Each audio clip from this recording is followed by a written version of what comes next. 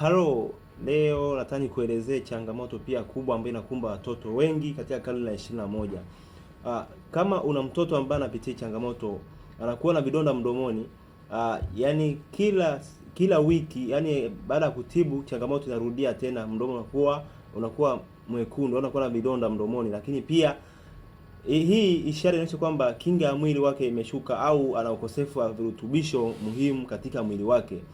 Tafiti zinaonyesha kuwa katika hospitali kuu ya KCMC pamoja na Bugando zinaonyesha kwamba watoto wengi wanakuwa na recurrent oral ulcers ambazo zinawasumbua watoto wengi sana, wanakuwa na vimanjano katika midomo yao. Sasa ukiona mtoto wako anapitia hali, si bahati mbaya, lakini hiyo ni taarifa au inakuarifu au ni warning ambayo inakutaarifu kwamba mtoto wako yupo kwenye hatari ya kupata vidonda vya mdomoni. Sasa leo nakuletea tiba au kinga kwa ajili ya kulinda kinga ya mtoto wako, kuimarisha kinga yake, yani kwa maana nyingine.